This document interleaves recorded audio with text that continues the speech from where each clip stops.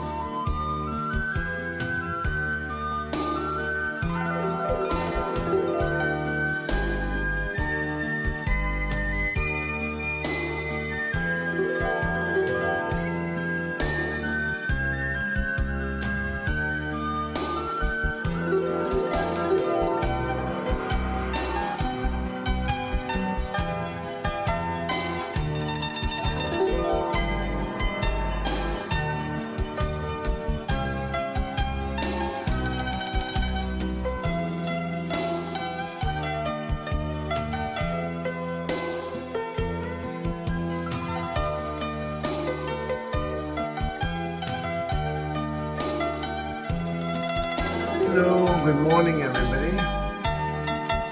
Morning. Hi, Good morning. my name is Kamlesh. I'll be your trainer for this module. We'll just wait for everybody to filter in. Just want to check with you guys, when do you start this program? Last week we had two-day session. So this is your first module? Sorry, the second or third Second. module? Second. And what was the first module? I think it was called technology governance and risk management. Okay. I know because the arrangement of the modules is such. So that module and this module have a little bit of overlap. So whichever trainer is conducting will have to cover that overlap. So I believe your previous lecturer would have taught you a bit about risk and stuff like that. So I can go a bit faster on those areas this morning. Okay. Then we will start with the stuff that we were supposed to teach in this class without so much of the background. But just if you could share an insight about what you learned in the two-day module, so that I can also build on that and understand that, and I will try my best not to repeat those things.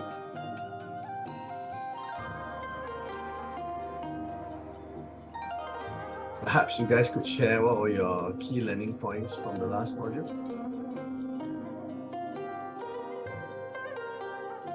Anyone? No?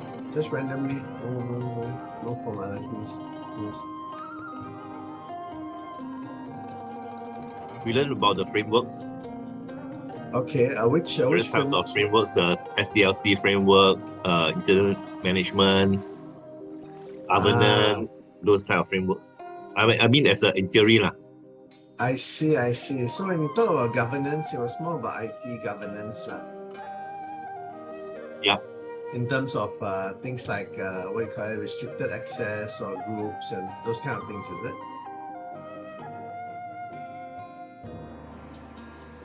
That probably is the part of the security IT related framework. But we also learned about risk management, like what was the term they use? Let me take my notes. Yeah, please, because I just want to make sure that we don't overlap, because the thing is, this module is actually a collection of small modules designed to equip you with the knowledge and expertise you need for this new skill of IT audit.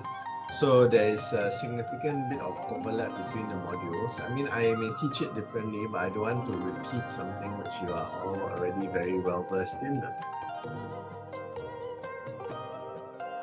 That's because for my module, I'll be talking more about enterprise risk management. We'll be going a bit deeper into the risk concepts. So I think you would have got a bit of an overview, but I will not be talking so specifically about IT risk or IT audit risk. It'll be moving into risk in general, how to look at certain things from, it's more the perspective rather than the content. So I think what you all learned in the previous course was a lot of the content, very specifically related.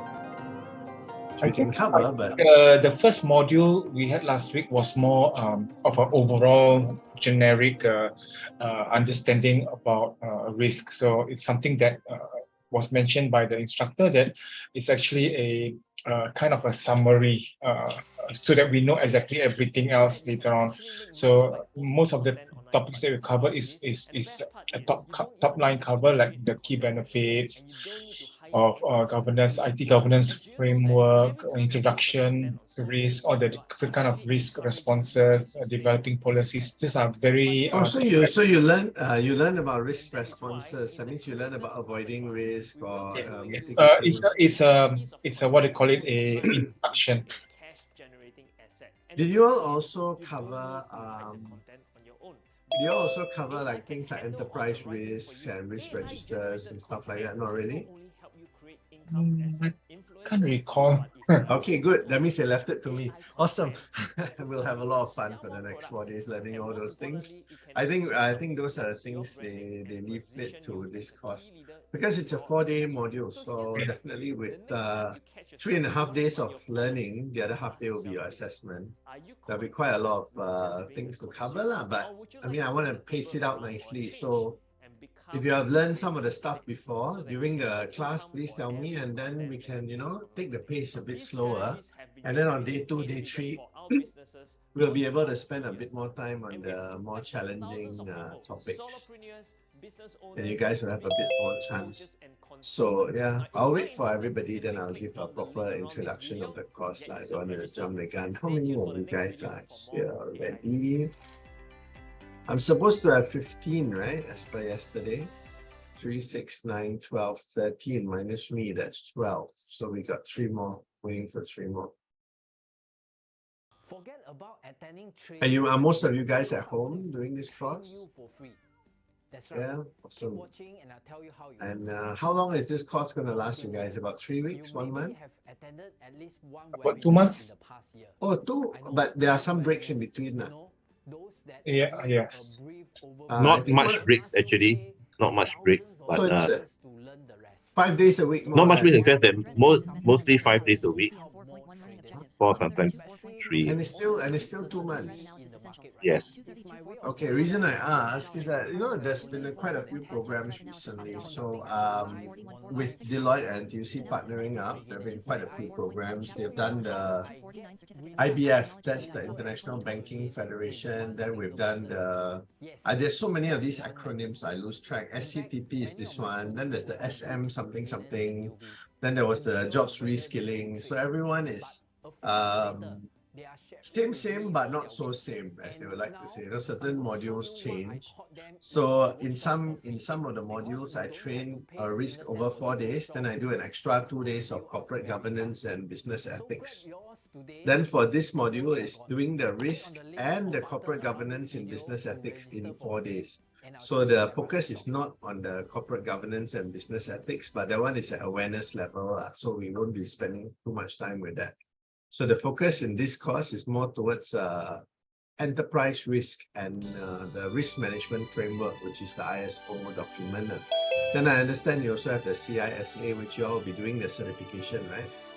So I wish you all the best with that certification. I know the exam's not that easy, right? That one. It's quite a challenging one. So yeah, but it's quite a sought after certification in this line. I mean, most of the people I know left and right have this certification. I can't say it helped them get a job, but I can say that it helped them do better in their job, for most of them, because most of them were company sponsored when they do that kind of course. Yes. So I understand. I mean, while we're waiting for the rest, I understand that you guys took this course because you aspire for a career in IT audit. Yes, I mean, that was what was pitched to you. And just wondering, how many of you are already in the IT line? Many of you, or not really? You are? What do you do in the IT line? Shule and Razif, what do you do? Actually, I've been in the IT sales side of the business, mostly on services, professional services, for more than 25 years or so. I see. So maybe you find that now people don't really I mean, why? Do they not still need the salespeople, or they? Of course, they need they need sales. I don't think Yeah. you can automate sales, but it's just that when you have done so long, I think you need to have a plan B of moving forward in the near future. I see, I see. What about you, Shule? For my, I'm in the IT line for almost more than 20 over years. Started with programmer in application development. If you can remember, COBOL programming, that kind. Wow. So now it's more on the project management that deal with vendor management also. Yeah. Like call center, Cisco product, all this. So yeah, we implement this project, and then they're more on the vendor management and project management to make sure, the project implemented. Yeah. Nice. And from this module, I expect that you see, I mean, let's be very candid. I don't think taking a 2-month course in IT audit will make anybody a world-class IT auditor. I think it's also to give your introduction, some basic knowledge, some depth. So for this 4-day module, in terms of risk management and in a digital world, and what do they call this course? Managing strategic risk in a digital world. Yes. So we always come up with fancy titles for our course, but essentially we're talking about risk and how we look at risk. So that would benefit you in the sense that you will be able to see issues from a slightly different perspective. And this will touch a lot on the 3rd day when we talk about lenses and how we look at things. But you will also be able to speak with conviction and speak in a manner that people will listen to you and say, this guy knows something, he knows what he's talking about. And I think that for this course, if there's one thing which I would really like you guys to take away, is the language which we use in communicating certain risk and certain risk concepts. That will be definitely something very useful, whether you want to sell the product, or whether you want to do an audit, or whether you are customer facing, or even whether you are internal facing. Because for me, well, my first experience was with the Singapore Police Force. So I was a police scholar, so I was there for about 8 years. And the biggest challenge I faced was that people would say, I thought that guy was suspicious. And they were not able to explain what they meant by suspicious, especially the older men. They were just the older officers. They would just say, something wrong, we just picked him up. And we don't know why we picked him up, but we just felt something was wrong. So that's the way we kind of look at a lot of things in the corporate world today. We say something is right, something is wrong, something is not so good. So in this course, I hope that I will be able to enlighten you on how we can look at certain situations and articulate why we are not comfortable with this, or why we are comfortable with this, in a manner that whether it's your bosses, whether it's your peers, whether it's your own family members would understand you, and they would see wisdom shine through. Because there is a lot of wisdom in that comment that the guy looks suspicious, or that thing looks something wrong. There's a lot of wisdom in it, but the problem is that wisdom is not articulated. And because that wisdom is not articulated, it is seen to be very no depth. It's just, this guy is talking only, just showing us that he has some sixth sense. It's not really sixth sense. It's more about understanding how to express your feelings in words, or express your thoughts very clearly in words. So in this course, we will talk about risk, and we will talk about how we can articulate. So at the end of this course, when you do your assessment, I trust that if I asked you to do those assessment questions today, which during the course you will be answering questions like that, I would like to challenge you all to think about how you would have answered these questions 4 days ago on Thursday, and see that there is a calibrated difference in the way that you are thinking and answering these questions.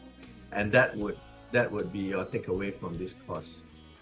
So 3, 6, 9, 12, 13, 14, 15, minus me, that's 14. We're still waiting for one more person. Has everyone taken their attendance? Let me check. I've got 13, I've got 14. So the one missing is Mohammed Ghazali. Mr. Ghazali is not here yet. I mean, then I guess it's already 9:10, so we're going to start with the introduction, and hopefully Ghazali will join us very soon. So where was I? Right.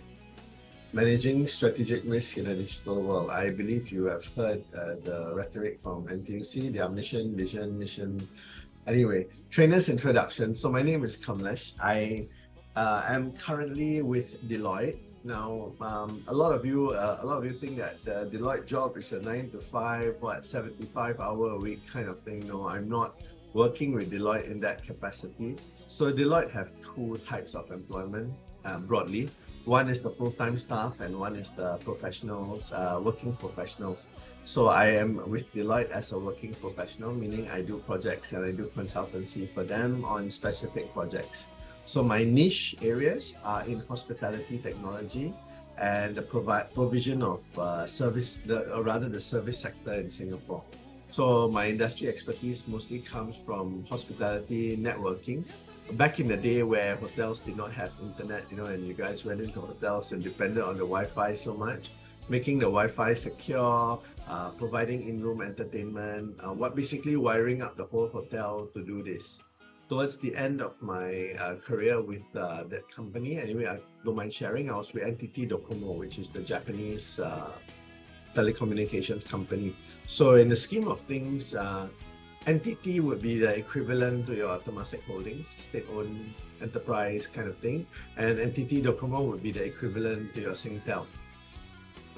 But NTT Docomo is bigger than Temasek Holdings.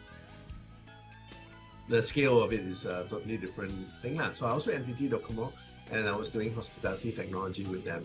So our goal was to put the Docomo product in front of every hotel room, every hotel staying guest in the world.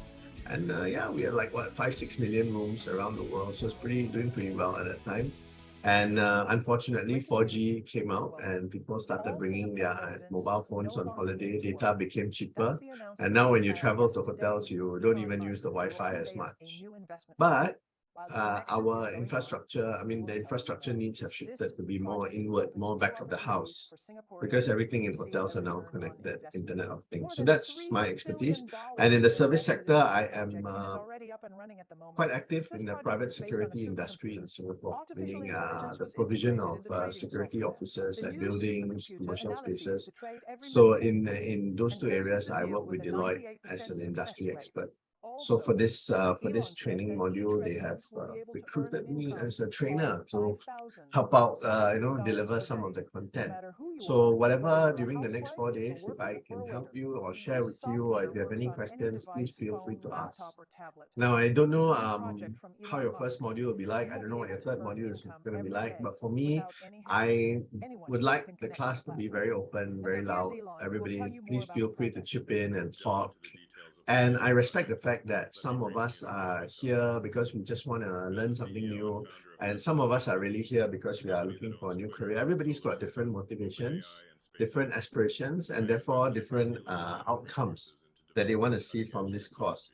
But that said, I want to say this upfront because the last module I had, I missed having this talk with them. And then on the third day, everybody was so stressed out about it. Do not worry about your assessment. Okay? This is a WSQ funded course. So the purpose of having an assessment is to make sure that you have learned something during the course, meaning if for 4 days, you all are not just sitting here and sleeping.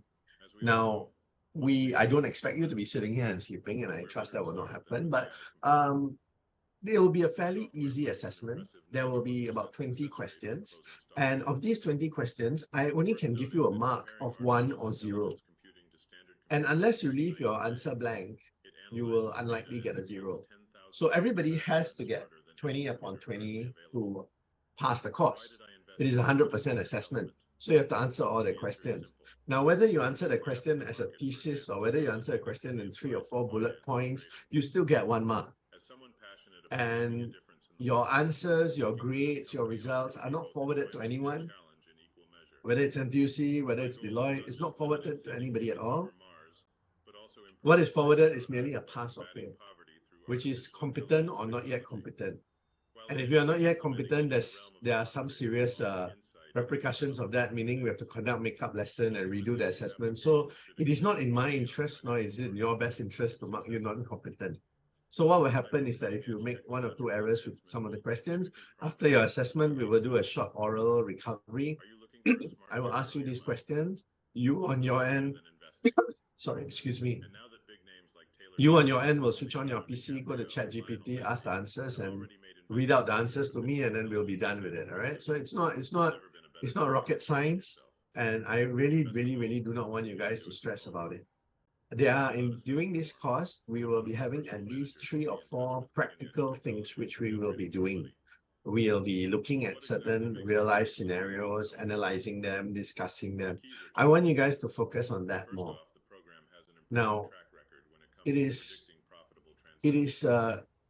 mean, for example, one of the things we will be looking at.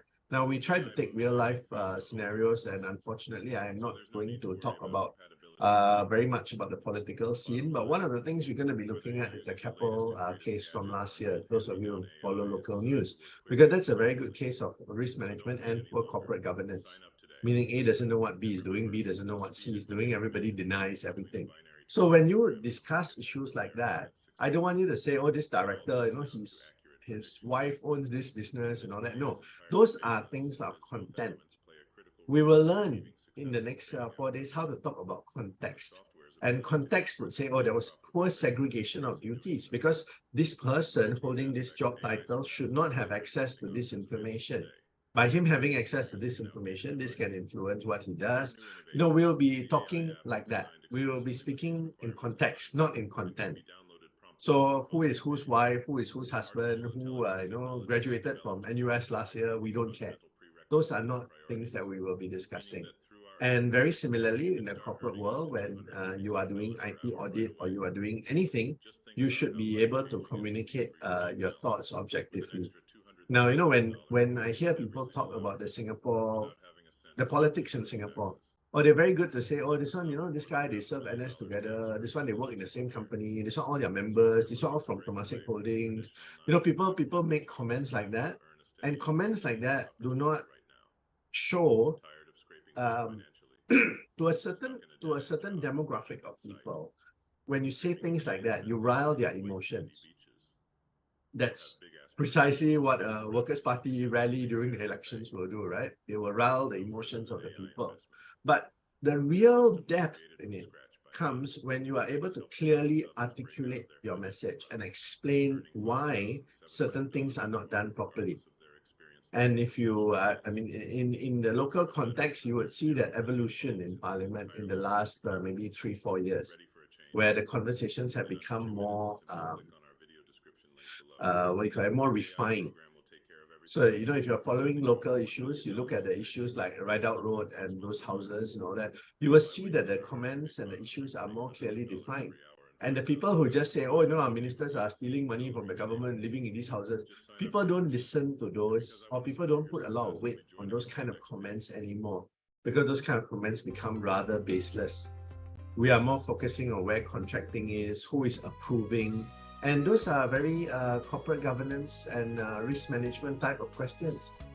Because if the same person is approving it and issuing it or something like that, then you are susceptible to certain risks. And I mean, even if the guy is dead honest, you are still opening up the organization to certain risks and certain public scrutiny.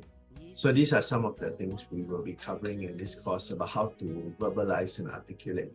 So right now, Mr. Ghazali has just joined us. So what I need you guys to do is I need you all to switch on your cameras. I need to see your face. And I also need you guys to change your display name to what is similar in your NRIC. And when this is done, I will take a screenshot of everybody.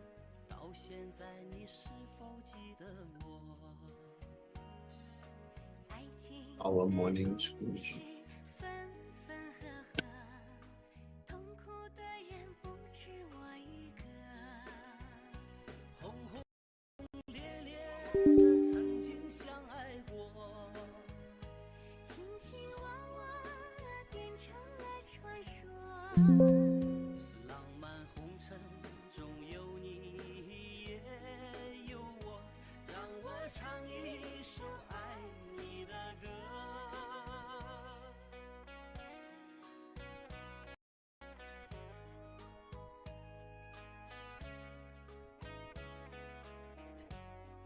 Recording in progress. Yes, Good morning, and, sir. Mr. Wong, I don't think you look like a teddy bear, so I need to see your real face for this one. Yeah, thanks, man. But yeah.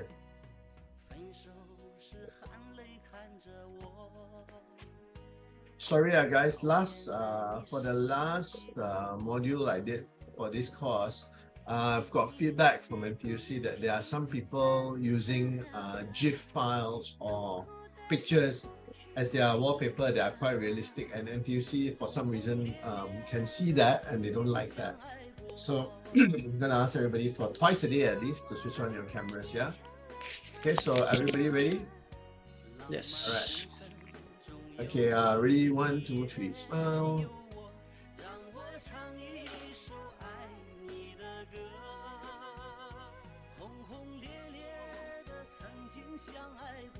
Right, we're good, thank you.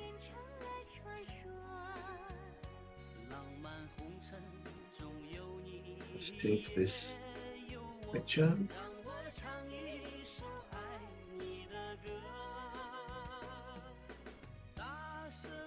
No worries. Yeah, later just look into that. No problem, man. Thank you. It's not me. I'm easy with it because you guys have paid for this course. So if you all, what do you call that? If you all want to attend, I mean, I respect the fact that you all are committed to. So I'm not easy, but NTUC is very fussy about certain things, and unfortunately, I have to answer to them for these courses. All right, that's safe. That's good. Okay, now on to more interesting things. Now, I'll get back the screen.